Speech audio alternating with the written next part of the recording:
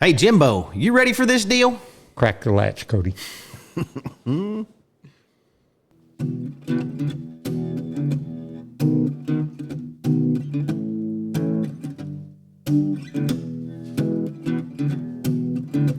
Old stories like long lost friends,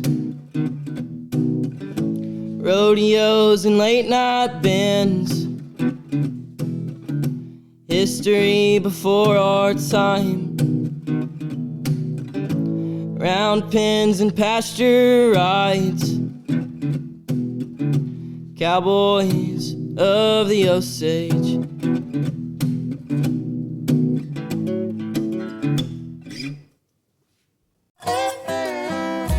Howdy, friends and neighbors. Time once again for the Cowboys of the Osage podcast with your host, Jimbo Snively and Cody Garnett. Now let's sing a little bit about it. Cowboys of the Osage, riding once again. Always got some time for a friend. And here they are, the Cowboys of the Osage.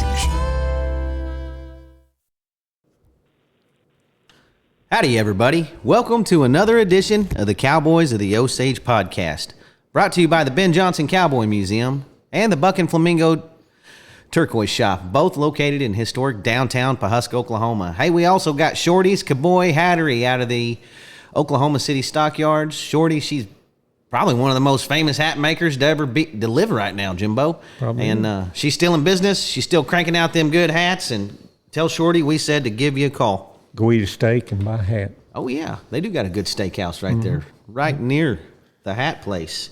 Hey, everybody, it's old Cody over here. And as always, I have my main man with me, Mr. Rodeo Historian himself. We also have another rodeo historian on the line today. A real one. Jimbo Snively. Good morning, Jimbo. Good to see you. Who are we talking to today? Hey, Cody, boy, it's a great day in the Osage, Cody. And, you know, we got the big steer open finals coming up here in, 3 weeks now, something like that? Shoot, it's coming up quick, Jimbo. And you and I is going to be there. And we're going to go over all the ropers today. And to help us do that, who would be better than a 21-time steer roper and announce the finals up there? And I'm talking about Charlie Throckmorton. And he announced the national finals. He also announced the Pro Bull Riding Rodeo World's finals. And Ben Johnson, he announced the Ben Johnson Celebrity Rodeos. And I guess we're going to have to start calling him Hall of Fame rodeo announcer, Charlie Throckmorton, because he's going into the Oklahoma City Hall of Fame here in a couple of weeks. The Cowboy Hall of Fame, yeah. Next weekend, I think. That's quite an honor. We're going to be down there to celebrate with him. That's right. But anyway, well, welcome to the podcast, Charlie. Thank you, guys. It's an honor to be with you guys. And Jimbo, you are the ultimate rodeo historian. And then Cody, geez, I've known him forever, and his dad. And we both set up in a hotel room for national finals one year and told stories till 5 o'clock in the morning. But that family I feel close to, and I admire them and their ability. And Cody had good roping ability, too. He just couldn't back a truck. Right, couldn't back a truck. You're right about that. Yeah, I've heard those stories. For sure. Yeah, I got in trouble keeping Charlie up too late that one night. His voice was a little hoarse the next day. Now, your dad, so that's double trouble, both of you. Charlie, what's it mean going into the Hall of Fame down in Oklahoma City? To you? What's that mean to you? I'm dumbfounded. I dumbfounded. Would that be a word? I've never had this much attention ever in my life, and it was very humbling. And Leon Coffey and I talked about it 2 months ago at a rodeo we were working, and we got teared up. And he went in last year of that one, and he said, "I've been on all the Hall of Fames," but he said that's the Mount Everest, the Hall of Fame at Oklahoma City. 70 years old this year. Right. They are the original Rodeo Hall of Fame, and it's quite an honor, just to be in the class that I am with those guys I'm going in with. I'm still amazed. And the Cowboy Channel called me. They wanted to do my life story, which they did. Had a great interview with Elise Wade and Katie Lucas, and I told some stories on there, and I said, man, I don't know how I got here. I said, I guess I'll relate back to Ben Johnson. who taught me a lot of things, one of my mentors. He said, always stand for respect and tradition and values and avoid horses and scotch. How come? Yeah. Very prolific, and he would always call me every morning on if we were doing a pro-am somewhere from Reno to L.A. to Lazy E to Houston. He always had Joe Crow with him, and they would call me at the crack of dawn to go eat breakfast. Yeah. And it was a 12-course breakfast meal with Ben Johnson. He had to have his biscuits, and he had to have his gravy and his sausage and his bacon and his eggs, and me and Joe sitting there just, how does he eat that much? But I learned so much from him and Joe, legends that are no longer here, but prolific words, respect, tradition, and values. And if you follow suit with that, I think you'll be successful. He was, and he was a man of his word, and you guys promote that Ben Johnson Museum, and I can tell you stories about Ben. Some I can't on the air, but some I can. Yeah. Well, I love Joe Crow Jr. You brought his name up, and he's just from right over here west of Bartlesville. Yeah, between here and Bartlesville, Yeah, wasn't he? yeah. And great roper, and I just really liked him and his wife Rosemary. They were so good to me when I was a little old kid. Oh, they're wonderful, and I enjoyed their company so much down through. Yeah. But that was a routine with us to get up at daybreak, and it don't matter if we stayed out late or what. We were going to have big breakfast, and that's Ben Johnson. That's how it was. That big tall red man after he got through, and that was their demeanor, and I learned so much from listening to them. Just to sit there and listen to the stories, and I appreciate them getting me up early every morning. We were on the road. Yeah. Joe Crow was a heck of a roper too, wasn't he, Jimbo? Oh, yeah, he made yes, the finals. sir. He made the finals, and he team roped good, and he's just a good all around guy, you know. I got a phone call the other day from Gary Gist, one of my dear friends, and he said, "Congratulations going in the hall." And he wanted me to come out and spend a few days with he and Evelyn and the kids. I call them kids; they're not kids anymore. And he said, "What we're going to do, you come out here to California, and then we'll go down and visit Bob Feist, who was a colleague of mine with the Pound Event Championship for several years. Love Bob Feist. And you always want to go fishing with Bob Feist. We'll go down to Bob's place and you can fish." So I will see Bob at the induction at the Hall of Fame, and I'm going to set that up because I want to go fish. I don't want to talk about rodeo that time. I want to fish with a fly fisherman, and I don't know how. Right. But he'll teach me. We went fly fishing last summer. Me and Lauren and I was slinging that hook around and hooked it right in my ear, Jimbo. Yeah, boy, you're not the first person done that. Yep. So I'll get hurt. They'll stand back for me. But anyway, Gary and I got to talking about, he said, "I hear you talking about team tying, half team tying and half galley roping at the national finals in New York, correct? A lot of people say Charlie's making that up. If you're listening to me on the Cowboy Channel, Charlie don't make anything up." In 1965, it kind of was, I want Jimbo to do some research on this. They had half galley roping and half team tying. And then in 1972, Gary was at the national finals. I was a spectator, and they did half galley roping and half team tying. And the kids said, "What's that?" We're not. But they did it, Jimbo. You know it. I want you to do history for me, the years they had it. Okay. You can look it up. Yeah. Yeah, we know that. I know in 1972 they did because John Miller won the world championship that year, and That is correct. And he told me himself they did half and half. So.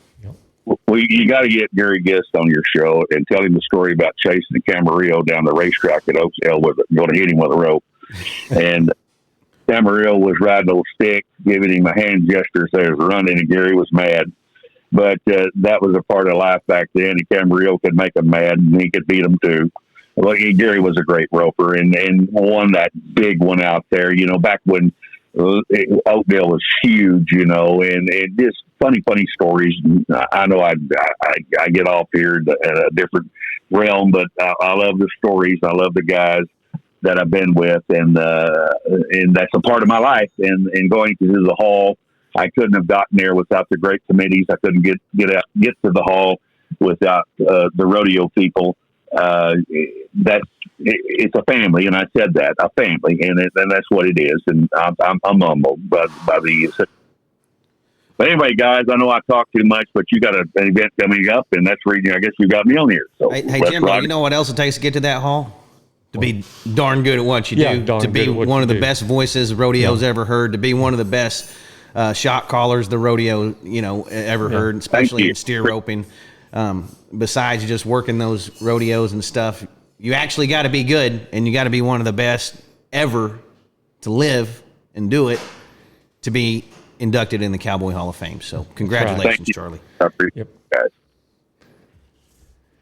Well, let's get started. What are we going to do? Start from the bottom up? Let's start at 15. Let's start at number 15 and work our way up. What do you think about that, Charlie? You can, and we'll go. Some of the young guys are in there nowadays, and I was trying to figure up a scenario. First time I've done homework in a long time because I knew I was going to be on your show about the differential between first, second, third, fourth, fifth, and sixth, and eighth. Somebody that would have a shot at the world and what it takes to do it with the rounds of the average. Start any time. You could flip a coin. Not everybody's going to win the world. Not everybody's going to win the average, and not everybody's going to rope 10. And everybody panics when you miss a steer. Let me tell you what, there's so many averages paid out on 7 head at the National Final Steer Roping, and people go into a panic if they bought somebody, okay? Oh, he's gone out of the average. No, he hasn't. No, he hasn't. If you look at the track record of guys that have done it on 10, Cody Lee did it on 10 in 2022, my last trip there. Rocky did it in 2023 on 10, but, Scott Snedeker won an average on 9. I could go back and look at the averages on 7. Not to win the average, place of the average. Right. So don't panic when they miss one, okay? Don't panic because you're going to get in the average. Law of averages. If I'm gambling, I'm buying somebody, it's the law of averages, okay? He's talking to all you Calcutta players. Don't lose faith if you go out of the average on one of your steers because it's a long road out there. It's a long road. It's 10 head. 5 on a Friday, 5 on a Saturday, and anything can happen. And the rope, trip, and time, the intangibles and the variables, as Clem would say, which we went down to Phil Lyons' place. Guy Allen and I went down to Phil Lyons' place about 6 months ago. And we relived 35 years ago, my first trip. And I was announcing with Clem when they were battling for the world title, and they traveled together that year. And then it came down to when we were redrawing for the 10th round, they come up behind us. What do we need to do? I think you know what you need to do. There's all kinds of scenarios in there. And we relived that moment 35 years ago. Isn't that cool? That's cool stuff. Yeah, it is. And I beat the machine. Or Phil said I had to beat the machine. And the guy had a cruddy steer that Arnold Phelps had. It went to the wall. He had to rope offset. He broke the barrier. Phil won the world by 2 loops. And the 2 loops that last one. Even pressure can get to Phil Lyons, but he 2 looped him, and that second loop he wasn't going to miss.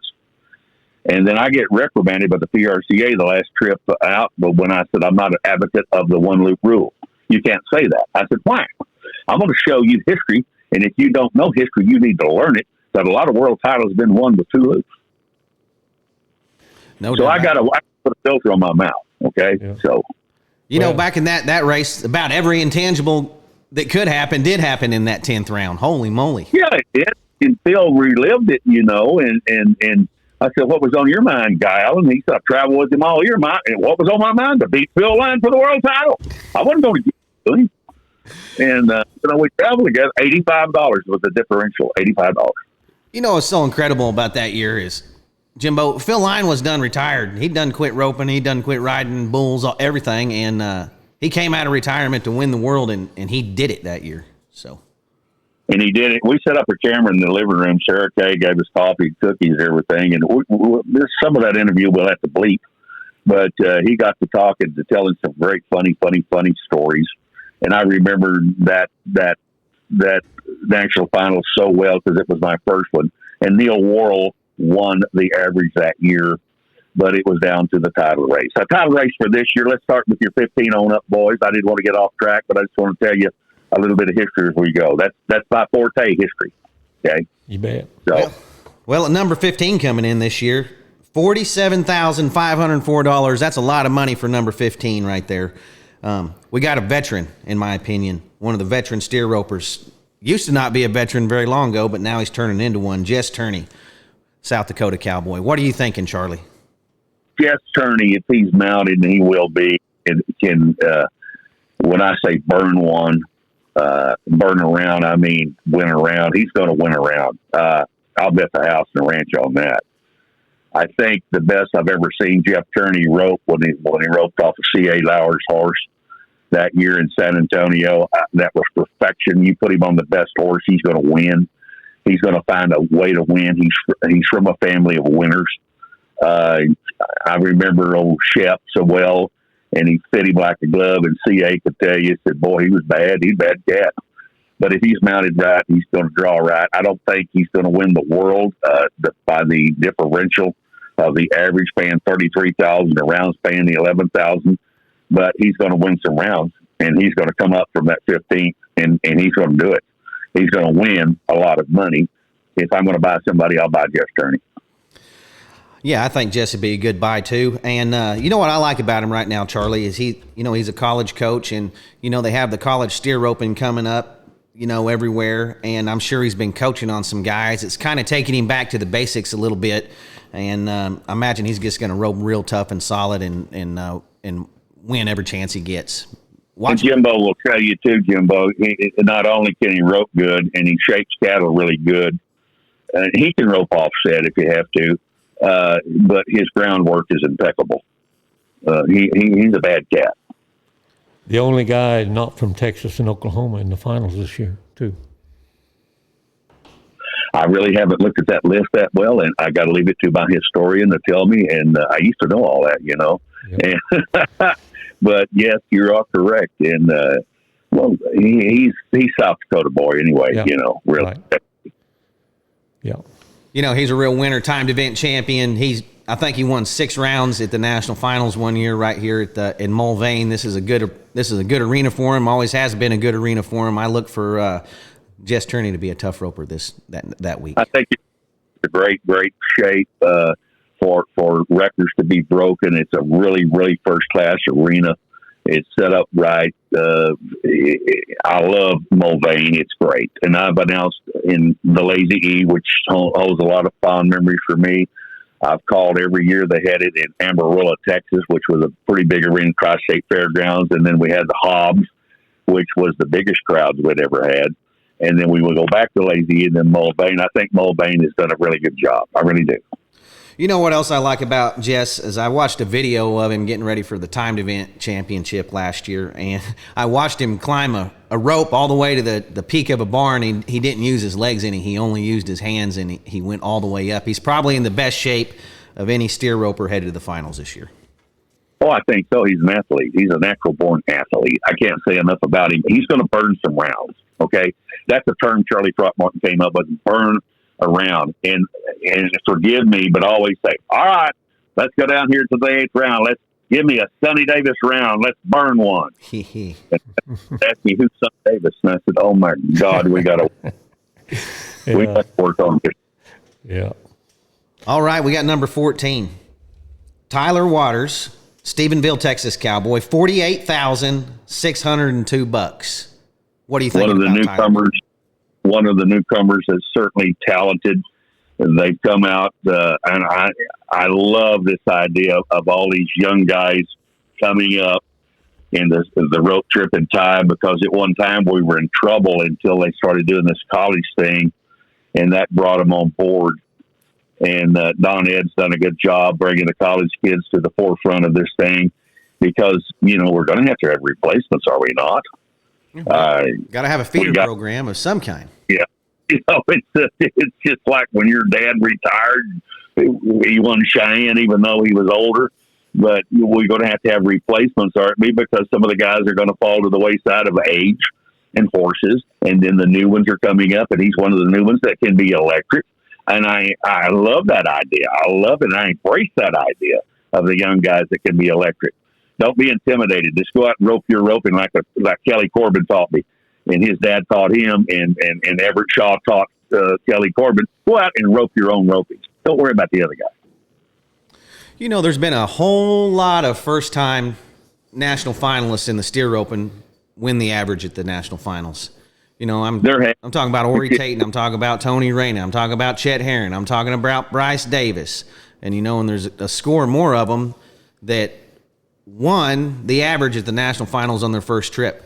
I'm looking for one of these first timers to maybe win the average on their first trip this year, just because I've seen it happen too many times. And this Tyler Waters, you know, he won one of the biggest ropings of the year down there at Liberty Hill. I think it was a 5-header.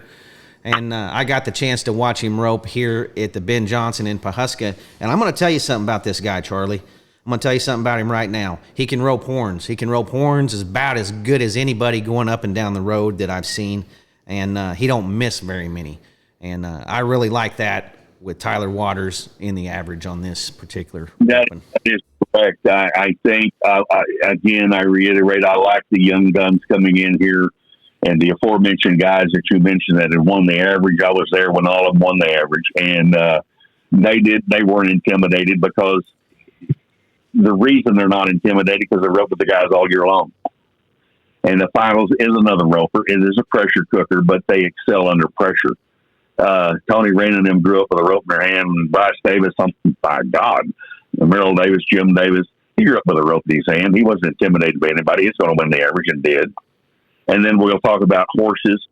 And when we get to Snedeker, I'll talk about green horses winning the average on 10. But you're talking about Tyler Waters. I think the $48,000, he's going to win some more. He's going to win some more.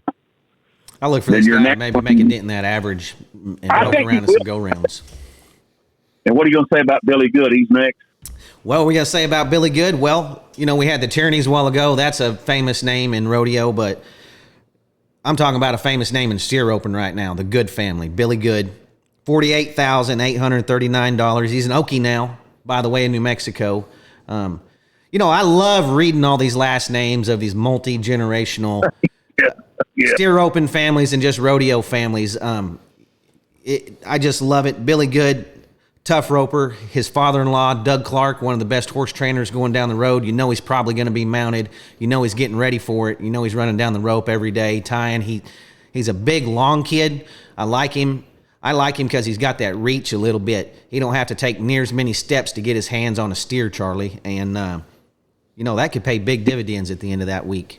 He's got 2 older brothers, too. But primarily I know him from the rope trip and tie and his father. And then you talk about the other side of the goods. And one year I'm announcing Clovis, New Mexico, which I'd done for many years. And I was working slack, and we had it in slack, and then there was some betting going on. And I looked at the box seats down there, and I said, "Oh my God, do you folks really realize who's sitting in the box seats watching?" Glenn Franklin, Charles Good, Biggin, Billy Frank Good, Gary Good, B.J. Pierce.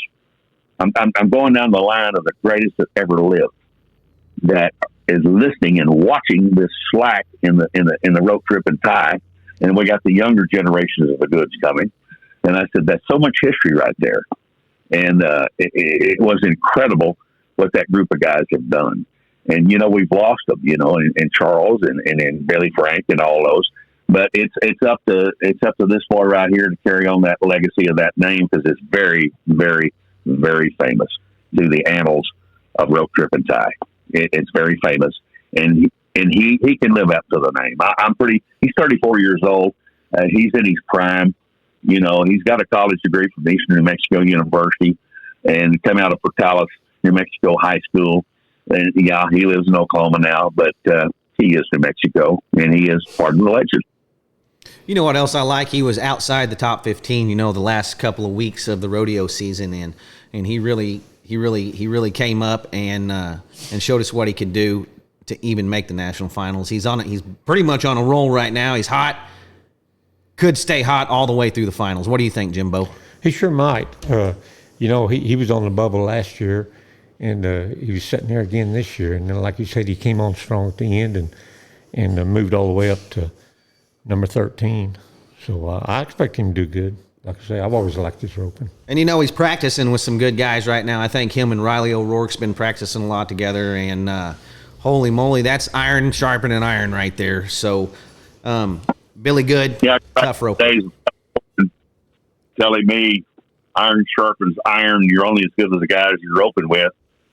Kelly told me when I was a kid, I graduated high school in '64 and went to Cheyenne and won the thing. I didn't really realize what I've done. And the guys I was competing against, Everett Shaw, who I traveled with and taught me everything, and Schote Webster and all those guys, he said, hell, I'd roped in the pen with them. So it was just another roping, really, because I was so young and ignorant and didn't know the difference. I'd roped in the practice pen with them, so it was just another roping. Well, it really wasn't, Kelly. But and I think that's prolific, and that statement still holds true to the day in 2025. You're only as good as the guys you rope with. So if he's practicing with those guys, like O'Rourke and those guys, it sharpens the iron, and it gets sharper. I think Kelly's still the youngest guy to ever win the average at Cheyenne. He just graduated high school in May and goes up there in July and wins the Daddy. Went on the average, too, and old heel fly. Was 23 years old. Yep. Boy, Kelly, he was a tough roper. Mm-hmm. He had that long reach like Billy too. Kind of a big, tall, stout guy. Yeah, he's about 6'4". Anyway, I like old Billy Good guy, and I like him even better that he's an Okie now. So we're wishing. He's got a little boy to feed too. Plagiarism.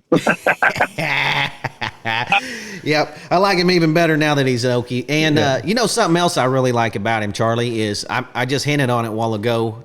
He's Doug Clark's son-in-law. He's living near Doug Clark right there. Yeah.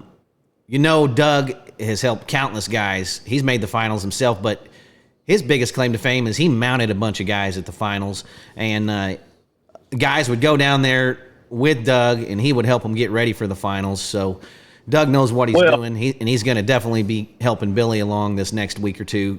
I remember when he qualified for the finals that year, and I said, I want to tell you about this boy right here. He's double bred.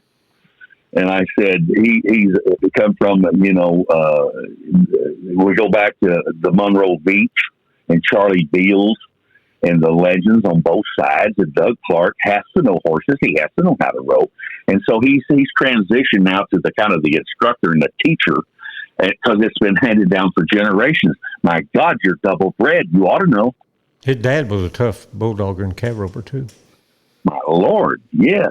Billy Good's kid. That's a quadruple bred cowboy there, cowgirl, whatever they had. So yeah. Holy moly, he's got the cutest little boy you ever seen. You see him on Facebook all the time. He's got a heck of a pedigree too, coming from the beach side and then the good side, and holy moly, and then even the mom side. They were in Wild West shows, and her mom made the national finals barrel racing, and holy moly, that's just quite the family right there. So historic rodeo family. I told Imogene one time, I said, Charlie Bill's a great cowboy, and he did a lot of leather work and all that. He was just phenomenal. I said, but I ain't never had anybody that makes a better drink than Charlie Bill's. For me. Yeah. All right. Number 12 cowboy in the world, Kelton McMillan, Weatherford, Oklahoma, another roping Okie, $50,972. First appearance at the finals. First time. Yep. Former Rookie of the Year, too. Yep. Second generation guy. His dad competed in the bronc riding and the bull riding, and so he grew up in rodeo.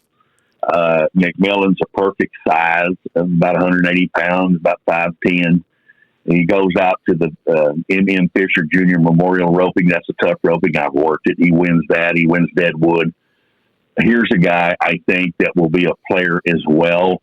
He's in the prime at 32 years old, the right size to steer rope. He's got it. I think he will do something, and you might see a guy right here that'll burn around. A first timer, a rookie. So don't overlook those rookies if you're buying somebody.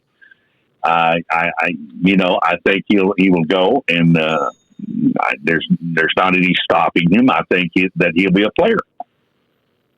Yeah, I look for Kelton to probably place in several rounds there towards the end of the year. This year, he really got hot, and he was winning a lot of rounds and placing in some averages that bumped him all the way up into that 12th spot. He's rodeoed long enough. Just the mystique of making the national finals may not get to him as much. Being former Rookie of the Year, and heck, he had to go there and accept his award and watch it and everything. So. I like Kelton. I think he's a good roper, and I like him in the go rounds. I do too. We go to the next guy, Thomas Smith. He was a Rookie of the Year. His father was a Rookie of the Year. 33 years old now. God, I remember when he was a kid. He came out of northeastern Oklahoma A&M. 5 times he's been to the finals.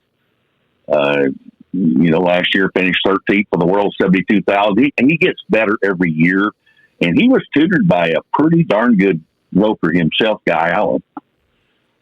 Tutored this boy.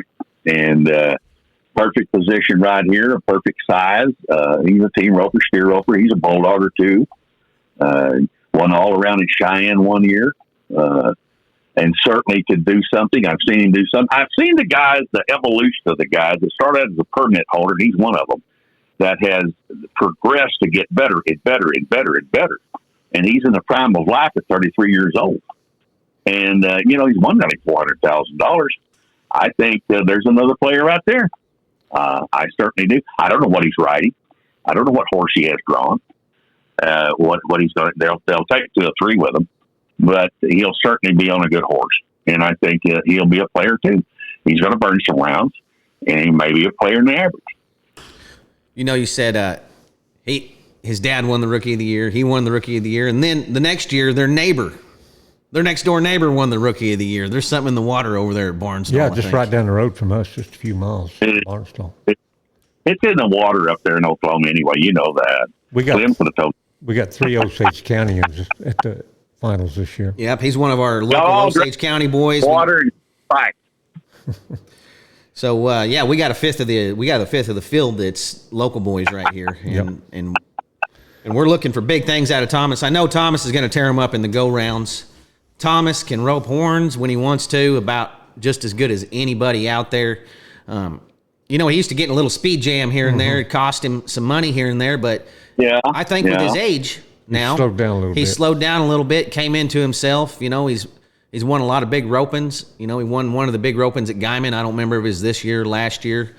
And a couple years ago at the finals, I think he placed in 6 or 7 go rounds and had a real chance. He won in 2021. He won round 1 and round 4 and round 6. Okay, I rest my case. I could be a trial lawyer. Yeah.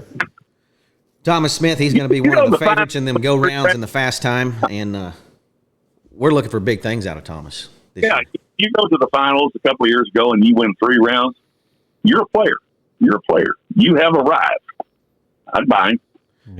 He's a speedster. He's going to tie some very fast cattle, and there's a good chance he's going to string a bunch of fast cattle together, possibly be threaten that average. So I want some of these guys to slow down. And Tuffy Cooper taught me this years ago. He was a professor of the rope, whether it be the calf roping, whether it be the tripping, whatever you want. Tuffy was a dear friend of mine. He said, and he taught me this a long time ago, and he instilled this in a lot of people. He said, in order to be fast, you got to slow down. And I think a lot of guys try to rush. They all want to be Trevor, and they want to get in there with a 8 and everything. Just got to slow down and rope your roping, and it'll all come out in the wash. You cannot win the world by winning the average, by the way. There's no way. It only pays $33,000. You're not going to win the world winning the average. You got to have the rounds in there. So I know that's a player. And when you're roping for $11,000 for first in a round, it has a tendency to rush. Human nature. You have a tendency to rush. Just rope your own roping, and it'll all come out in the average, and it'll all come out in the rounds. My Lord, second in the rounds, 9,000. I mean, come on, for heaven's sakes. It'll all come out evenly, but you're not going to win the world by virtue of winning the average. You got to have the rounds. I'm gonna go out on a limb here, Jimbo.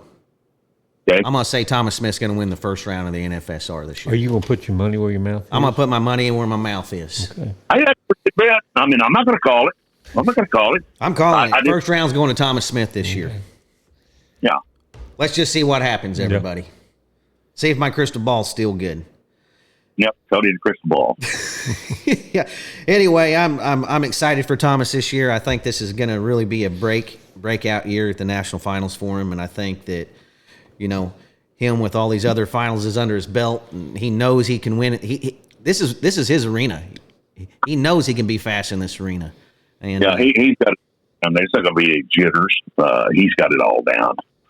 And the next guy we're talking about has an advantage and a disadvantage.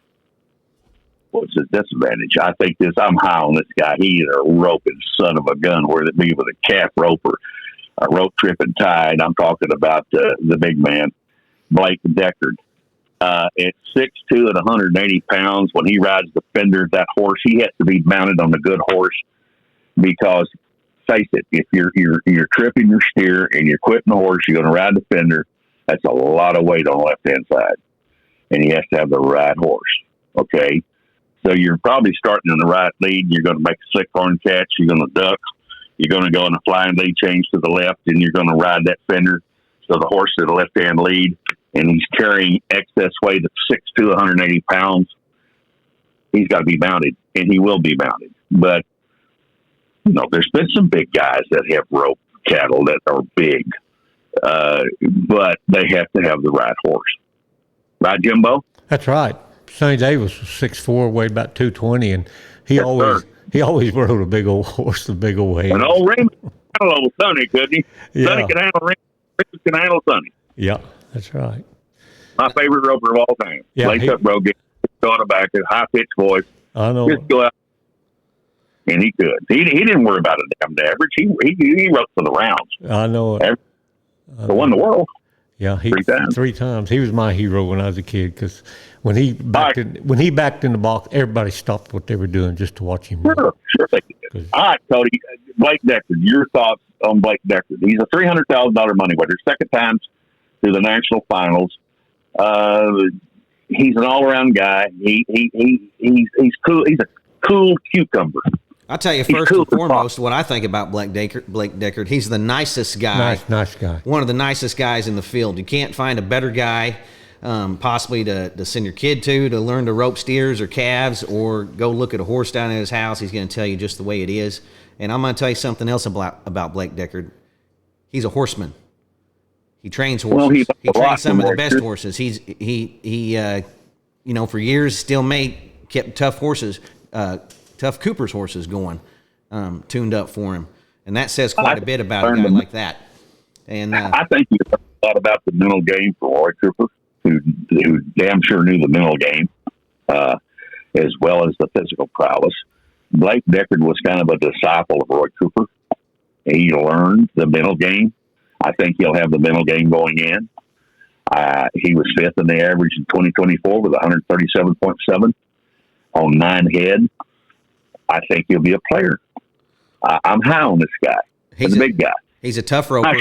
He's a smart roper, and he can tie one as fast as anybody. That's a dangerous combination right there. And don't get me wrong when I say disadvantage about being big. He has to have the right horse, left-hand lead change, flying lead change. He's riding the fender. He's got to have the right horse. I'm sure he will because he's a horse trainer and he knows. But he is not diminutive in size. He's a big guy. So is Sonny Davis. There you go. Rest my take, Jimbo. Thank you. There you go. Well, he's an athlete on top of being a big guy. He can get his hands down there. He can get quicker. He can get there quicker than a lot of these old short guys like me. Like me, he can get his hands on them and get them tied. So if he draws a bad one, I look for Blake to get down there and get his hands on him and get him tied too, and get by him. Well, he roped good to Ben Johnson this year. He's a good roper. Yeah. You can't fault anything on his roping. He's probably one of the toughest, all-around, best put-together ropers in the field, and a horseman on top of it. I like everything about Blake Deckard. Yeah, and he was here at the museum a couple of years ago, Cody, and I gave him a tour of the museum, and he just couldn't have been any nicer and more respectful for the old ropers that came ahead of him, and just a really nice young man. What he needed rodeo. Plus, he's another one of those roping hookies right in this deal. Yeah. We need good ambassadors in our sport, and he's one of them. Yeah. You need those guys. Yep. Never a negative thought, always positive. Think of that. Yep. Positive win. Yep. Number 9 here, Charlie. You were talking about Blake being a big guy. Now this is a big guy right here. This guy's huge. 6'5", 6'5", 210 pounds. How big you want to get? He's a big old dude. Again, he's got to have the right horse because the horse has got to compensate for not only logging a big steer. Well, not really big anymore, but logging a steer. line lead change, compensate for riding the fender, Clay Long, a big guy. He is a winner. $400,000 money won. He can handle it. So we take a look at what he did in 2024, ninth in the world standings, earned about 27,000 at the NFSR. He's certainly a player. He is a cowboy all the way through. 42 years old, prime of life, man. Stephenville, Texas. I think that you want to buy around, and I'm not trying to take him out of the average. I think that he's very gifted. He's very gifted. He won the Ben Johnson here a couple of years ago. College, didn't he, Cody? recruits a lot of guys, and he's good. I saw him win Woodward one year. I've worked Woodward for 27 years, and he just won it hands down. And anytime you can win Woodward or those big ropers like that, you can do something. You're roping against the best in the world. He proved what he can do. I like that black horse he rides too. What are your thoughts on this guy, guys? Well, we do like his horse Zorro, his black horse he's riding. He's a dang good one. He said he's got him back. He's ready for the finals. He won the Ben Johnson here a couple of years ago. Tied the fastest steer. We had a long average on that, a long start on that. It was a 4-head average, and then I've seen him. Then he tied one of the fastest steers this year at the Ben Johnson. 9-something on one of them when we had it inside. Mm-hmm. So. Okay. If I was going to buy a go-round guy right now, yeah, Clay Long would be on a short list of guys I would buy for the go-round. Or the average, either one. Because I've been saying this till I'm blue in the face, but there's a handful of them in this roping this year. He's a big, tall guy. He's an athlete. He can get down there so much quicker than some of these other guys and get his hands on these steers. And once Clay gets his hands on them, that's it. It's over. They're tied. Well, so law of averages too. His size is long-legged. His stride's going to beat his one stride's going to beat two strides for the short guy. Exactly. Or it takes me 3 or 4 strides to get Correct. down there. It only couple long steps. He's down there putting the wraps on him. And but at track record, if you won Bonita and you won Lovington and you won Woodward and you won Claremore and you won the Ben Johnson and you've done all that, law of averages again. Cody, Jimbo, 6'5", 210. I want to buy him. Clay Long, 42 years old, prime of life. so far, I really like Thomas Smith, and I like Clay Long on this list so far. All right. This next guy I'm real high on. Number 8 in the world, $64,646. Another one of these roping Okies. Jake Clay, all-around champ at Cheyenne. He's young. He is a tough team roper, header or heater. He can handle a rope, okay? The boy can handle a rope and won a lot of money. So he started out with Odessa, and that's a good roping. And lo and behold, my rodeo again, Woodward, Oklahoma. Rest my case there. That is a tough rope in Woodward. He's won it twice, actually, all around. And so put the pressure on him. He can handle pressure. He's a big guy, 6 foot, 195 pounds. I think certainly he's won the Prairie Circuit finals and all of that. And I think that making his NFR debut and what he did in team roping, that really at the Thomas and Mack has propelled him to accentuate the all-around title and the all-around category and to get into the tripping. I think pressure's not going to bother him. It's not going to. He's been to the pressure round. This is my dark horse pick. Anybody that wants to buy a dark horse, I'm with Jake Clay on this one. I agree with you 100%. Jimbo, what do you think? Yeah, he'd be a good buy, and he won't bring as much as some of the other guys. So, yeah, shoot you. You know what else I like about him? I'm sorry, Charlie. I didn't mean to cut you off there. Go ahead. You know what else I love about him? He's probably the best roper in the bunch, best horn roper. This guy, I've watched him rope and watched him rope and watched him rope, and just a tear comes down my eye on how pretty this guy ropes horns and never misses. I don't think I've hardly seen him miss any, and his horn roping is just impeccable. He can rope anything on any animal, any kind of beast, but horns is his specialty, and I look for him to catch them all. Well, buy him in the Calcutta and you'll jinx him. Yeah, I'll probably jinx him, but this is my dark horse pick. I love the way this guy ropes. I just talked to someone and said his horse is working good the other day. So this is my dark horse pick. I like him in the go-rounds. I like him in the average. I like this guy all the way across the board going into his first national finals because he's such a good roper. I don't know if you want to get into the Calcutta with me because I lost my entire salary at Sheridan Wild one year in the 7th Cavalry playing the little long bars and everything. And I thought I knew everything about tripping, and Guy Allen doesn't win all that. And I lost our salary. And I said, you know what? That kind of broke an egg in me. But I have that tendency to lean toward it again. I'm thinking. See, I've got my thinking cap on. So you're not going to win until you play, right? Right. You got to play. Yeah, your odds go up drastically once you get somebody. But yeah. This next guy was on his first average at the national finals in Amarillo, Texas in 2002. That's been a long time ago. And I knew we had something then. And $1.3 million later, we still got something. 20 times for the national final steer open. Chet Herron is not going to pressure up. You ask Chet Herron, what's the name of your horse? I don't know. Yeller, I guess. What's the name of your horse? That's Sorrel Strip Base.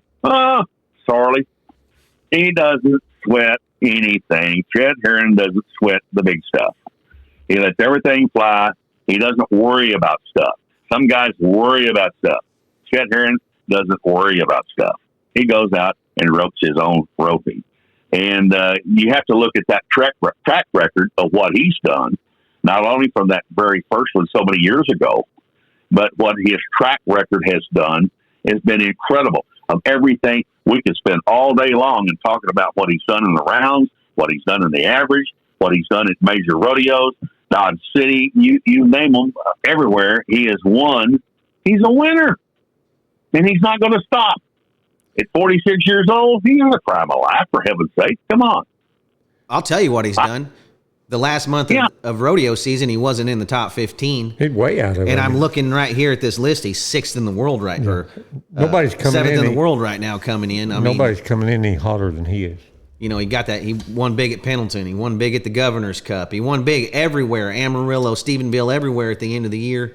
And where do you think he learned the pressure? Where do you think he learned how to rodeo? How do you think he roped smart? Because he traveled with Rocky Patterson. Rocky could be a drill sergeant. You know Rocky Patterson, he's cantankerous. He could be a drill sergeant, but he's going to instill winning ways. And when you travel with a guy like that, you're going to learn the winning ways. And he's going to tell you. Ask him, he'll tell you. You don't have to ask him. He'll tell you anyway. Rocky Patterson's got a personality. But Chet learned just about everything traveling down the road with Rocky Patterson. And when the Wolves show up, the Wolves are going to win. Chet's a triple threat. Threat in the fast time. Threat in every go-round he nods his head in, and he's also a threat in the average this year. Well, and also he won the first trip he made out there, the finals he won, you know, when he was a rookie. And he's been to 19 since then, and he's never won it. So I think he's due. I mean, he's just about due to win the average again. I handed him the average buckle that year, and he really didn't even realize what he had done. I said, "You won the average." Okay, he doesn't get excited. No, you know that year I'd be jumping up and down. Look what we done. Look what we done. Chet. Okay. Something else about that year he won the average is his horse got hurt right before the finals, and he rode a horse that he didn't ride all year, D. Kyler's horse from right here, and ended up winning the average on that horse. So he can rope on anything. His grandfather, Gene, from Pawhuska, he made the finals in 1967, I think. He won a go-round at Cheyenne, I think, and got him into the finals. Sure did. Yep, Chet's going to be a tough roper. I know this is one of Jimbo's picks in the average right here. Yeah, he's due to win the average again, for sure. I agree totally 100%. I tell you what, I don't need to go to the finals and get in the Calcutta with you guys because I'm going to spend more money than I've got.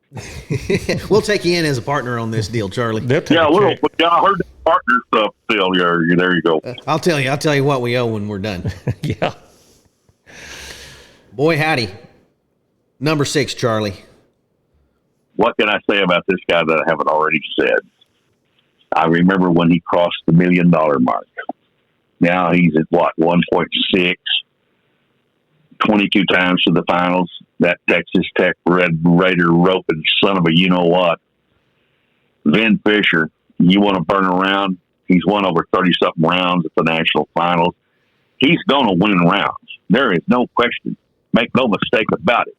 That is the law of averages. You want to go to Las Vegas, he's going to win rounds, Vin Fisher. Now, 22 times to the finals, $1.6 million won, 65,000 out. Can he catch the world? Anything's possible. It's a long shot. It's 65,000. But if he ropes his roping, which will be good, he never worries about the average. I'm not going to count him in the average. I'm going to count him 5 rounds. And he's quite capable of doing what Arnold Phelps did one year, winning 6 rounds in a row. He's very capable. Anybody would have to really beef up and get on the horse to beat him in the rounds. You just can't beat him on the ground. When he trips cattle, handles the catch rope, goes down, rides the fender, he is the entire package. He's going to win lots of rounds, guys. He could win the average. I'd like to see him win the average. He's never done it. He's won more rounds just about than anybody. What do you think, guys? Vin Fisher. 22 trips to the NFR, or National Finals Steer Roping. I'd say he's as good as he ropes, he's definitely due to win the average. You know what I like about Vin? He don't cost himself usually. Won the Ben Johnson this year. Oh, yeah, he won the Ben Johnson this year. When he just has to tie a steer down, that's what he goes and does. Yep. When he has a chance to win a round on a good steer, that's what he goes and does. You don't see him go down there and misstring any steers. You don't see him go down there and speed jam on the tie. He takes his time, makes sure he's good and tight, gets him rope quick. I like everything about Vin Fisher, especially now he's seen every possible situation that can happen. He knows how to handle every single situation.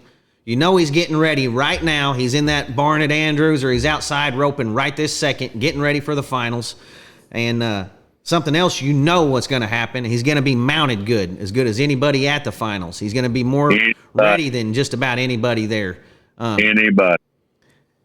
If he has a chance to win the average, he's going to. But you know he's going to be gunning for every single go-round, and hopefully he can win that average, trying to win that $60,000 to try to get back in that race. And he's got a pretty good team behind him, too. World champion brother and Hall of Famer dad. And he's the whole package. He's the whole package. When you said slow down and be fast a while ago, Charlie, yeah, he's one of the only guys in the field that's capable of doing it mentally. So got it. He got the mental game. When I retired tripping finals, he gave me a photo of he and I when he won a round, and he had it framed in an expensive frame, by the way. And he gave that to me, and he said, "You're a part of my life for a long time." I nearly cried, and it hangs on my wall. And Vin Fisher's that kind of guy. That meant a lot to me, and I have called a shot for him. He has the mental game. If I'm going to buy a guy, I think maybe average winner, go arounds, he may be my pick this year. I think he's due for the average win. You're not going to beat him in the rounds. Let's just get it done, Ben, and you can. He could get it done. He's electric. He's not going to be cheap, though. He's one of the favorites, no doubt about it. Yeah. If you're wanting a good roper, Vin Fisher's a way to go. Top roper, solid roper, the complete package. Top 6 in the world. I mean, he stayed in the top 2 or 3 in the world all year long until the last part. You're not going to steal him in the Calcutta, though. Probably won't steal him in the Calcutta. He probably won't be a buy. But he's always a good buy in the Calcutta anywhere you go. So, Vin Fisher, good friend of mine, great family. I'm just wishing him all the luck in the world you with bet. this deal. Me too. When I look at that photo of he and I on the wall, brings back a lot of memories. So I'm a Ben Fisher fan, and I think I want him to win. I'm not supposed to play favoritism by anybody, but I want him to win. He's due for the average, as Jimbo said. He's due for the average. The next boy right here, I've announced his father a jillion times, 2-time average winner at Cheyenne, and this boy right here grew up in the arena with a rope in his hand. 4 times qualified for the national finals. And I'm talking about Slade Wood, another electrifying young roper, 23 years old.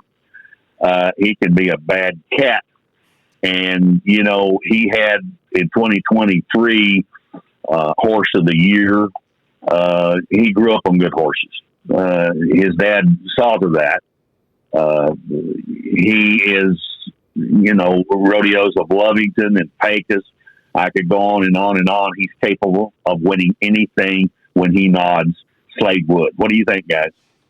I think he's one of the most electric ropers in this field for tying fast cattle. Charlie, is what I think. I do too. And I like seeing that last name again. I mean, we just saw the Fishers, now the Woods, and, even down to Chet Herron, his grandpa made the national finals. It's just another second, third generation roper, and I'm loving seeing it. And I really think that Slade Woods is going to make a name for himself at this finals and them go round starting early on in it. We talk about these young electrifying ropers, and years ago we had 1 or 2 that was really electric. And it was Sean Burchett, Roy Cooper. They were electric. Now we're starting to see more and more of that type of roper that can go out and burn some rounds that really make it fun. As we go through the evolution of the rope trip and tie, we were, back in the old days, Jim Bob and I, Jimbo, our age group, we saw more conservative ropers. Then we saw the evolution of the electrifying guys, and now we have more than any of them now, which makes it fun to watch. It's fun to watch. They don't rope conservative, do they, Jimbo? No, they get after it, but that's a product of the shorter scores that they've learned to rope on, and the cattle have got smaller, and stuff, and it's just sped everything up. And that's the way you got to rope now if you want to win anything. You know who else That's is right. electric, Charlie? Marty Jones. I always had to look up and watch Marty. There was no conservative, but Marty roped big steers and tied big steers fast too. So I always thought Marty Jones was one of those electric ropers. He's not on the world champion list, but he's right there. Everybody looked up when Marty Jones backed in the box because he wasn't going very far and he was not going to take 2 wraps on that steer. So I've had good times with Marty Jones down through the years and in and out the arena. And he always called him Mr. Electric. You're right. Our next guy probably as close to as anybody. I've helped him work cattle. I get mad at him when the wind's blowing because he mumbles. Cut this one out, cut that one out, and you can't understand him. And he's got a little spiral notebook in his pocket, and he's thinking fast, he's walking fast, and he mumbles. And I cussed him one time because he almost got me killed. We had castrated the big old bull calf that was too big to castrate, and he wanted to whack him anyway. And so he let him get out of the head gate. I was around by the refrigerator and getting medicine out, and this bull calf that weighed something, he come down he got out, Cody let him get out, and he came down the aisle for me, and he's running 9-0, and I jumped behind the refrigerator about the time he got there. He could have killed me. And I'm cussing him with everything I could cuss him. And he said, I've never seen a fat man move that fast. And that really made him. But Cody Lee is the ultimate cowboy for an average at the national final steer roping. He's done it 3 times. He is a cowboy out of the arena. I've seen him. I was with him and Scott Snedeker and Walter Priestley and John Bland gathering cattle in South Texas. I was with them. And I saw this big old high-horned cow jump a fence. And out in a pasture in a dead run, Snedeker and Lee, they caught that cow, drug her back. I saw cowboys outside of the arena that could do something. And then they got in the catch pen, they could do something. In the arena, you know what they can do. He's the package for the national finals average, my pick for the average. my close friend, Cody Lee. He's 50 years old. He's won a lot of money. Pressure. That world title and buckles don't mean anything to him. Really, they don't. It's the money. It's the money. He goes for the money. He got a lot of cattle to feed, and I'm glad that finally cattle prices are so high because he and his wife Lee, they have more cattle than you can shake a stick at, more lease places than you can shake a stick at, and they work hard. They work hard. He's not a lazy guy. He works for a living, but he goes for the money.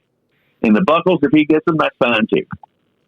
Average winner, I'm going to bet the whole ball of wax right now on Cody Lee for an average for his fourth average. Look at the track record that he has done. Look at the track record if you want to. Getting in there, 2022 on 10 head, 20 times to the finals, average winner 3 times, $74,000. He's $51,000 out of the race right now. That ain't that much, really, if you go to talking. Just go a ahead few and win years ago, he won almost 90,000 there. Yeah. He's cool under pressure. He doesn't rush. He doesn't do cute things. He just goes about it. It always said that perfection was Olin Young. He was perfection. I think Cody Lee could fall in that same realm. They said, you're going to compare him to Olin Young? Yeah, I am. Because of perfection, what he does at the finals. Look at his track record, guys. Look what he's won. He's perfection. He's my buy for there. Enough said. I agree with you. He's going to be one of the toughest ones to beat in this average. You know what I like about Cody is he pretty much he runs to the same spot every time where he can catch those horns. I mean, it'd be interesting to see how many sets of horns he missed this year. I bet it wasn't very many. He runs to the same place every time. He sets his run up, and then he never stops hustling. He never stops hustling until he throws his hands in the air. If the run ain't going quite the way he wants, he never stops hustling and ends up, getting part of that go round. And he's going to catch them all. He's mounted good. He's a real cowboy. He's getting ready for this finals. It. And this is his arena. Track record speaks for itself. Plus, I had to babysit the twins one time while he roped. And I did. They had diapers on, and they pooped their diapers. And Charlie ain't changing diapers, okay? I'll do a lot of things. I told Cody Lee, I said, I hope you hurry up, get through, and take these kids because they stink, or I'm going to stick them under a water hose. Now look at the kids. They're roping now. Where does time go? I don't know, but I love the family, and those kids will be mounted, and they'll be players in the field. You know that. It's like Cody took after his dad, and you did your thing, and it's just, I love to see the next generation coming up, and a family man and a hard worker. He like I said, he's not lazy, and he's going to be a smart roper. I'm buying him for the average. Jimbo, what about you? Sounds good to me. We'll just send us some money. You going to be there, Charlie? No, okay. I'm not going to be there. I'll call you while it's going on, Charlie. Right, We're going to be there watching it for you. See if you want in on this deal. Yeah. And you know what else about Cody Lee? He's got Robin Bland for a father-in-law, so you can't go wrong with that. You can't go wrong with that. Yeah. I love Robin to death. Lord. He's one of my favorite people. Oh, my God. The stories that come out of his mouth. Yeah, we really need to do a podcast with Robin Bland one of these days. Oh, my God. It'd be a 5-hour podcast. I want to listen to that one. I said, where are you living at one time, Robin? Now, he said, I'm living in neutral territory. I'm living on a sandbar in the middle of the Red River.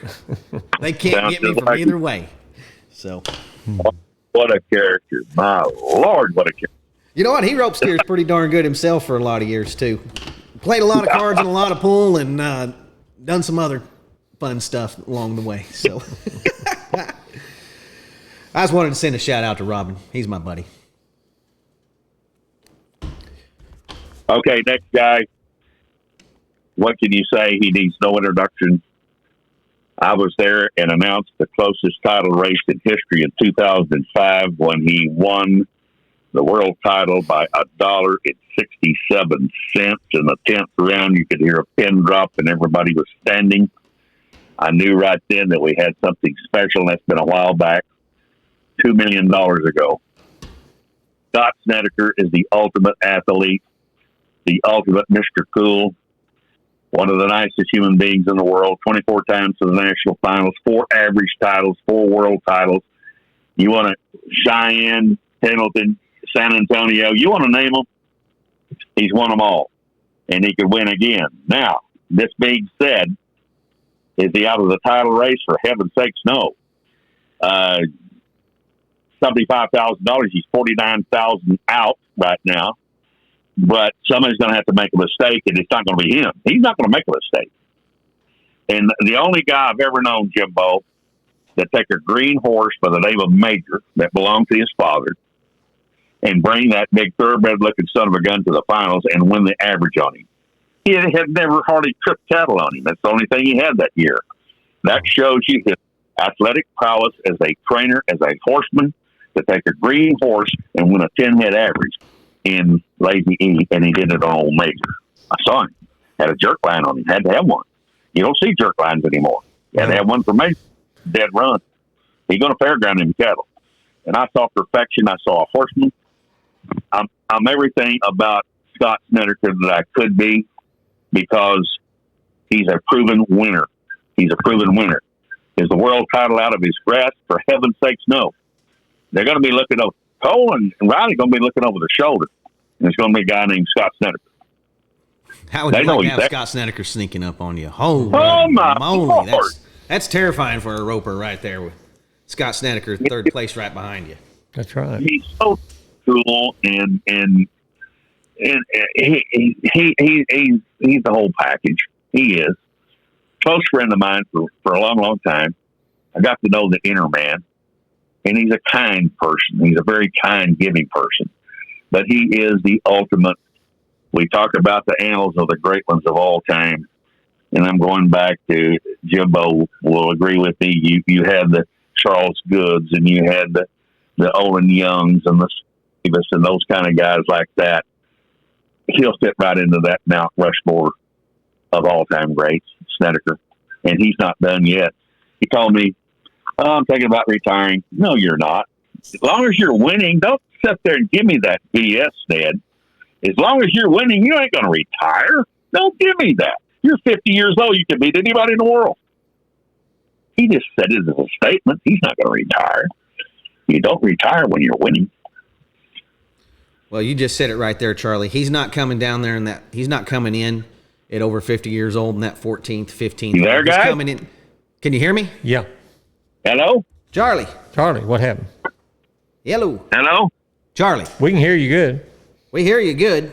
Hello? He's going to have to fix them hearing aids. Yeah, Scott, 24 trips to the National Final Steer Open. Boy, that's a lot of trips. I mean, that's a lot of different horses and just the grind. You know, it takes some want to do that all summer long and make the finals that many times. I'm going to try and call Charlie back one time. He might be trying to call us back at the same time. But, yeah, I'm with you.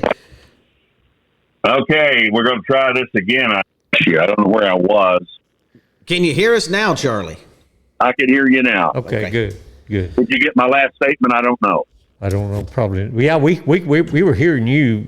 You just couldn't hear us. So Snedeker, he's the whole ball of wax. Like I said, he said, I thought about retiring. I said, you're not going to retire. Winners, when they're winning, they're going to retire. Come on. You're a winner. He's coming in third in the world. He's going to be hard to beat. Yep. That world title is not out of the grasp for him. You're about $50,000 behind. Average pays 33. Rounds pay 11. Come on. They're going to be looking over the shoulder. And he's won the average 4 times. So everybody says, "Oh, everybody's going to rope their own rope and not worry about the other guy." Wrong. They're going to be looking over their shoulder at Snedeker. Human nature. Would you not? He's the one to beat coming in at third. I mean, if there's going to be someone come in and really make a splash, you know, it's going to be Snedeker. Maybe Cody Lee if he can get some go rounds going. But Snedeker is the outside one coming in to win the world in my opinion. I 100%. Okay, here's the boy next that has made waves in the world of rodeo. And he's 21 years old. My Lord. You guys know more about him than I do, but he is a roping machine, Riley O'Rourke. Yeah, Riley's my overall pick in the go rounds and the average this year. He's my pick. Really? Yeah, I haven't seen anybody since Trevor Brazil come around with the head he has for roping, with the ability he has for roping, and the fastness. You know, I have not seen anybody since Trevor. I've been watching Riley for the last several years around here.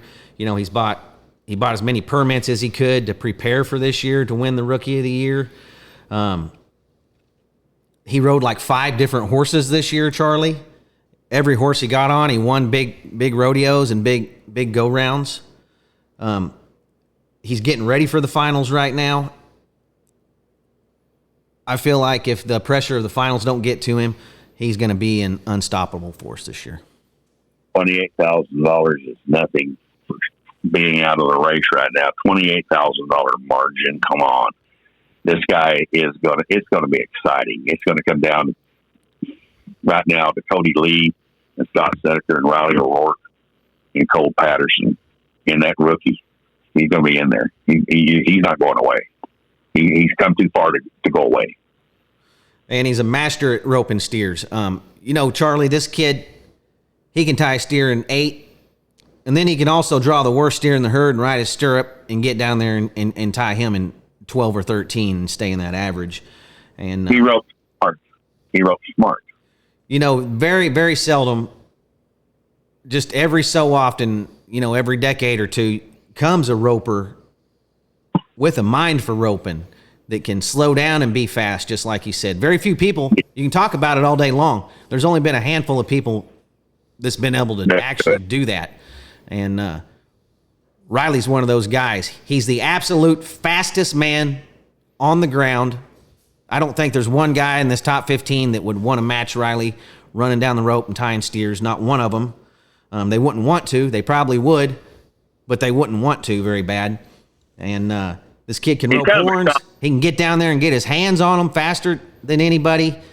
You know, he was within just a couple $1,000s of the lead of the world right up until Pendleton, and then Cole won Pendleton and won a bunch right there at the very end. But he's been putting the pressure on him all year long. Every time Riley O'Rourke backs in the box, the entire top 15, they stop and look up to see what he's fixing to do. And kind of like Sean Burchett, right? He's like Sean Burchett, but he's not wild. He's not wild like Sean. You know, he's got a lot of horsemanship skills. This kid roped calves at the highest level through all the juniors for years. And, you know, he rode all kinds of different horses. And he's the complete package, Charlie. I've been watching him for a few years around here, and they're going to have a very, very tough time beating Riley O'Rourke this next week. Okay, so we go to Cole Patterson. We know his track record. He needs no introduction. He is the defending, and he is the world champion. And you're looking at a man right now that has amassed $125,000 in the regular season right now. We know his track record of what he can do, a record of 84,000 in the rope trip and tie to finals. Holds those records, and records are made to be broken. He is the complete package. Average winner, qualifying, 3-time world champion, every major rodeo in the world, raised by the best, seasoned early on in his career that Rocky wasn't going to let him rope until he got a college degree or whatever, and he did, but he tutored him right. And he is cool under pressure. It's going to be a title race between those guys that we alluded to, of Cole and Riley and Scott and Cody, in my book. Can Riley O'Rourke pull it off over Cole Patterson? I'm going to go out on a short limb. Okay? I'm taking the law of averages. Vegas, law of averages. Cole Patterson, he's a guy to beat. What about you guys? What do you think? Well, he's got a $30,000 or $29,000 lead on him, so that puts him in the driver's seat for sure. But you know, it could all change after the first round. I mean, Cole could go out of it and and that'd give everybody life. I mean, you just never know a steer roping, Charlie. You've seen it enough times. You never know what's going to happen in a steer roping. So, but not likely. Not likely. Yeah, I know. Could have, but likely. But this thing could loosen up a lot, pretty quick. Over 10 steers. He leads with cut. He's human. Yeah. To go out of a round, I don't know. Yeah. I think he's going to have his roping, and Riley O'Rourke's going to put pressure on him. I think that kid is going to be so electric, so good. He's going to have an audience behind him. But now, Mulvane is Cole Patterson's arena. Okay, born and raised not too far from there. Yeah. And you know how he's mounted. For heaven's sakes, come on, man! He is he's a real deal. I don't know. Let's go ahead and make a pick right now. We're going to bet money. Three of us. What's the record on money won for a year in the steer open, Charlie? It is about 190,000. Cole could break that this year. He's on. Oh, he could break that. Yes, he could. So let's go out on a short limb, guys. And who's going to win the world? God, if we knew that, we could run the country. We could be Donald J. Trump. Well, I'm going to pick the guy that's up 29,000 going into it. No, we got to go on a short limb right now. He's picking Cole Patterson. I'm picking Cole Patterson because he's got a $29,000 lead, and he ropes good. Cody? I'm going Riley O'Rourke all the way. Riley's going to get on a tear here at the finals. They're all going to be worrying about what he's doing instead of what they're doing, and I think Riley O'Rourke's going to run away with it this year. Okay. I got some good friends on this title race, close personal friends that I'm rooting for, and I can't tell you who they are. I think you know. But I'm going to go out on a short limb. Law of averages. What I've seen in the past, Cole Patterson. That's me and Jimbo. Yep. He's the man to beat, no doubt about it. And it's very hard to bet against Cole Patterson, but at the same time, I'm so high on this O'Rourke boy. I'm just hoping he pulls it out, and I think he's got as good a chance as there's ever been to come in here winning second. He don't have the pressure of coming in first, being the last roper. He's going to know what he needs to do, especially in that first go round. And I think Riley's going to be electric. I think Riley's going to be absolutely electric at this finals. He's going to tie the fastest steer. He's going to place high in the average, and then he's just going to absolutely tear them up in the go rounds. What are the steers going to be like? Does anybody know? Well, I made a couple of calls yesterday, and me and Charlie thought it was probably the San Angelo steers, like it always has been in the past. But I don't think it is the San Angelo steers this year, Charlie. I don't know. That's kind of a question, and Cody and I talked over the phone about steers, and we know the border situation right now that is closed. Corey Ross has had some good steers and put a good set together, and it's hard to get an even set right now, and it's critical. It's critical even for the upcoming season. It's critical when we start Odessa, where they're going to come from. And it's like the scenario of Roy Duval that I told when we were in a building one time at a PRCA rodeo, and it rained and flooded, and they hauled mud inside the Coliseum and packed it. And everybody was bitching and belly aching. And Roy Duval called everybody in the circle. He said, "Boys, everybody, including myself, is on the same game plan. We're on the same playing field, and it's muddy and adverse conditions. It can either be cattle or the ground. So quit your bitching. Everybody's got the same shot. Go out and get it. And if I hear another complaint, I don't think you're going to want to hear from me." You know what? And nobody said nothing. So that's a very prolific statement. I hear too many guys complain about steers. Okay, and I'm going to say something very controversial right now. Okay. And I'll make some people mad. I don't care. When you go all year and you rope 3 rounds at all these ropings, and sometimes you rope 5 and 6 rounds at some of the big standalones, but you rope 3 rounds at all of the PRCA ropings, You're going to use your cattle up. You there? Yeah, Yeah. we're listening, We're Charlie. listening. Okay. That's my opinion. And it'll go over like a pregnant pole vaulter. But that's my opinion. So then we have the border situation. We're going to have to make do with what we've got. And everybody is going to rope on the same playing field, are they not? It could be good, uneven set of steers. It could be great steers.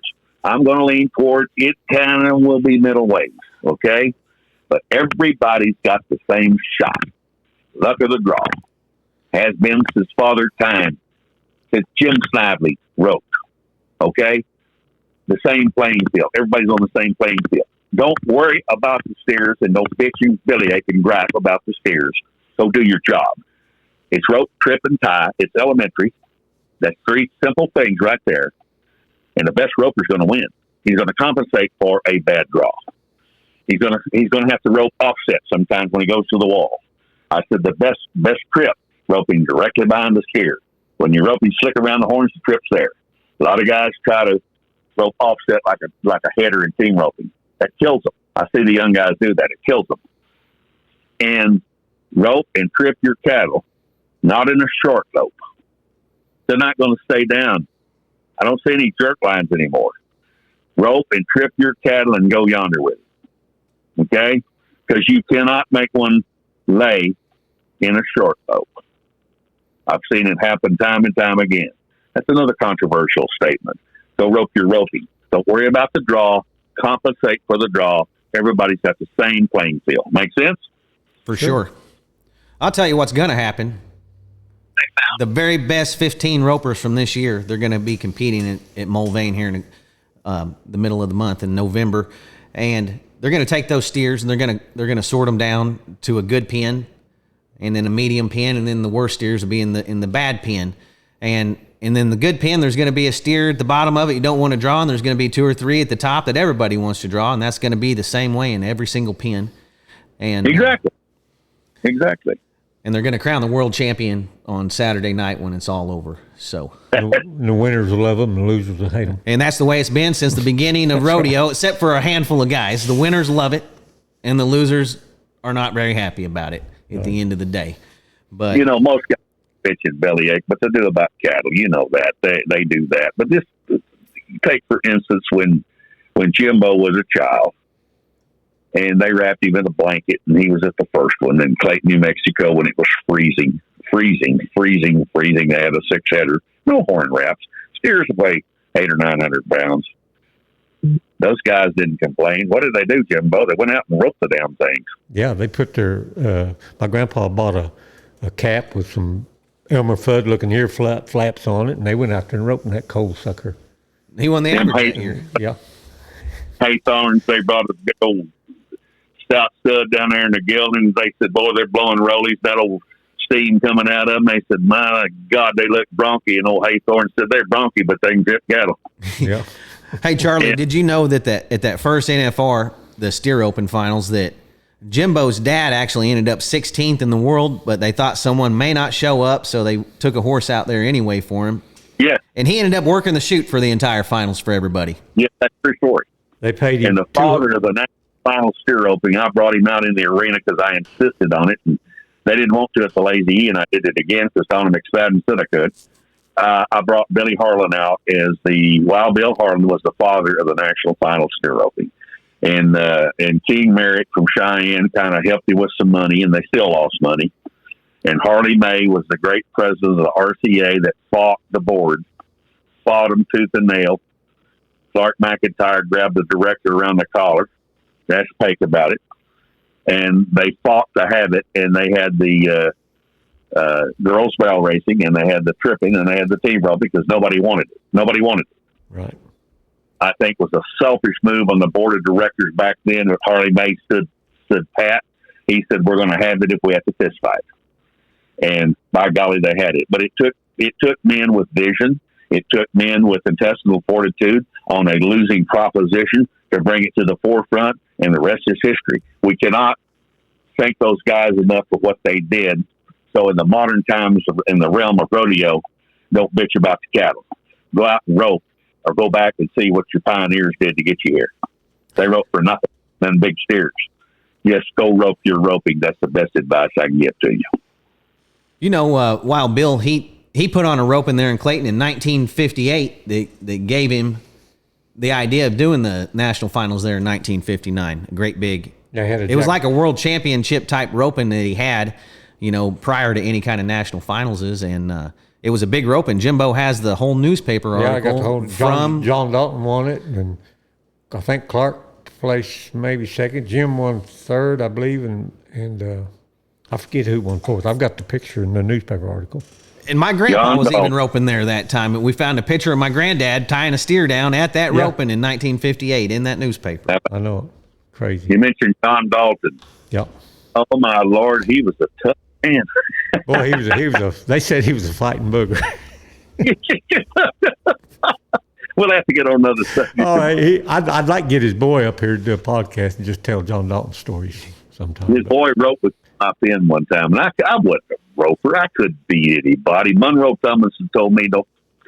He tried to help me learn tripping in my arena. I had a nice one. Monroe has some good horses. And he said, Charlie, I wouldn't put that microphone down because like as not, you're going to get killed or go broke. Gee, Christ, that really hurt me, Monroe. He said, well, I'm telling the truth.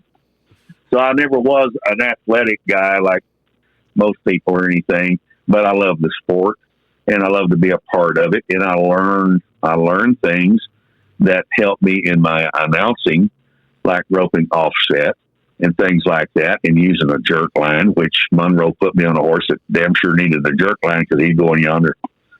And I like to see horses that do that. You get a flat fall. I want to see more horses do that. And it is the original Cowboys event. Sometimes Glenn McSpadden said we're the stepchild of rodeo, illegitimate event of rodeo. But yeah, we are the Cowboys event of rodeo. It's the original event. And Trevor Brazil wouldn't have all those world titles if not for steer roping. You wouldn't have seen the likes of the greatest legend of all time, Guy Allen, if not for steer roping. You would have not enjoyed the days of the great ones like Sonny Davis and all the goods and Olin Young, and I'll leave some names out. Shote Webster, Everett Shaw. Everett Shaw, the biggest Shote names in rodeo. The biggest names that ever lived in rodeo. And that's how it's gone through Father Time. Toots Mansfield bought a big ranch from Trippin Cattle. He was a calf roper, but he won that big one in Clovis, New Mexico, and bought a ranch in Big Spring from Trippin Cattle. We've got the poster here in the museum for that roping. Yes, and it's history, and I applaud it. And I'm just lucky enough and fortunate enough in my life to have been a part of it at one time, and it means a lot to me. And I didn't do it for the buckles; I did it for the sport. And I tell these young announcers, if you're trying to get that gold buckle as an announcer, you're in the wrong business. You do it because you have to love the event, or else you're a loser. You can get all the buckles you want to, but if you don't love the sport, you're a loser. And I went there wanting to be a loser. Gee. Well, you're one of the best of all time in our book, no doubt about it, Charlie. Congratulations on your big induction into the Cowboy Hall of Fame coming up next weekend. No, it's not next weekend. It's coming up quick. Yeah, whenever 2 weeks, I think. We'll see you down there. We're going to be there. Yeah, me and Jimbo, we're going to head down there. Cheer you. I may do what? I may take a shower and even clean up. Well, you got to give an acceptance speech too. You know, you got that all figured out. I don't know what I'm going to say. I'm going to pay tribute to Harry Tompkins that forced me to get a card. I want to pay tribute to Ben Johnson that taught me life through some personal issues I had with the divorce and everything. Ben taught me through that personal stuff. I'm not going to tell, but I want to leave you with this. Ben Johnson taught me this, and it's for everybody to know and everybody to learn from. Stand for respect, tradition, and values, and avoid them damned old horses that scotch. Yep. Ben. Well, thank you for coming on, and giving us your 2 cents on this year's national finals, which is pretty big words coming from Charlie. So if anyone's playing on that Calcutta, you might want to listen to Charlie. He's got the better track record in this, except for that one time he bought Guy Allen. And Yeah, that's right. All right, Jimbo, do my research on the half Dally, half team time. Okay. All right, buddy. Thank Charlie. y'all. We'll see you Appreciate in a it, couple Charlie. weeks. All right, bye. all right, man. See ya. Boy, howdy, that was a good one, Jimbo. Oh, it was. He knows his steer open, don't he? You and I have to say, you and Charlie's going to have to be forking that money over to me here after the steer open finals Well, we in a couple might. weeks. Right. I'm pulling for Riley, because I knew his grandpa, knew his dad, and grew up around, But Well, you're just a smart bettor. but I'm though. just saying, you got to take the good roper that's got a $29,000 lead. Yeah, one of the best going. Right. He already has 29,000. He's Right. going to be tough. He's going to be tough Hard to to fade. spot a guy 29,000. He's gonna be that tough to comes fade. short rope. But if anybody can do it, Riley can do it because he can time fast. He can win the goals and he'll be there in the average too. And he's going to have a big crowd rooting him on. Boy, too. he will. There's going to be a lot of Osage County there. All right, everyone. Me and Jimbo, we hope to see you over at the National Final Steer Open. We'll be there cheering all the contestants on, especially Riley and the rest of the Osage County boys Yeah. here. We're really high on them, Chet and Thomas both. We're wishing all the Osage County guys good luck. And our friends, the other 12 guys, most of them are our good friends too, and we're wishing everybody good luck.